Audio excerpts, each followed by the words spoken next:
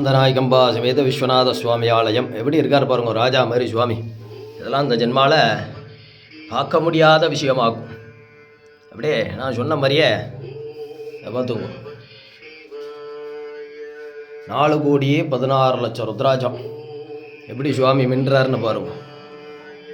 இது கிட்டத்தட்ட ஒரு வருஷமாக இதை சொன்ன மாதிரியே காலம்பரலேருந்து கொக்க ஆரம்பித்து, காலம்பரை 8 மணிலேருந்து ஆரம்பித்து நைட்டு 6:30 மணி மட்டும் டெய்லி நடந்த சம்பவம். இது சாதாரணமான விஷயம் கிடையாது. இது சாத்தினதுக்கு அப்புறம் தான் இவருடைய அஞ்ஞாபம் நம்மளுடைய தெரிய ஆரம்பித்ததாகும். இதை ஏன்னா வர முடியாதவளைக்காண்டி இதை தரிசனத்துக்காண்டி இந்த வீடியோ எடுத்துருக்கேன். வந்திருந்தவா கூட்டமாக இருந்தாலும் கவனிக்கலைனாலும் நான் மன்னிப்பு கேட்டுக்கிறேன். ஏன்னாக்கா சரியான கூட்டம் வந்திருந்தவாளுக்கு தெரியும். ஆமாம், யாருக்கும் எதுவும் செய்யப்படாது அப்படிங்கிற ஞாபகம்லாம் மனசில் இல்லை. அதுக்காண்டி மன்னிப்பு இருந்தாலும் நான் கேட்டுக்கிறேன். ஏன்னாக்கா இது எவ்வளோ பெரிய விசேஷம், சாதாரணமான விசேஷம் கிடையாது. ஏன்னாக்கா 3 நாள் தூங்கலை.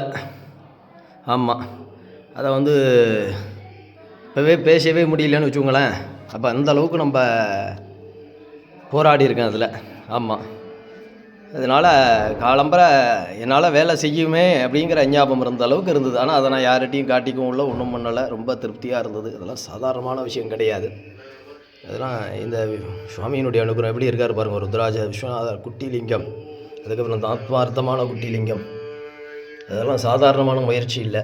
அதனால் இதை நான் வர முடியாதவாளுக்கும் வந்தவாளுக்கும் இதை ஞாபகமாக காட்டிக்கிறேன். ஆமாம், இதை தரிசனம் பண்ணிக்க வேண்டியது.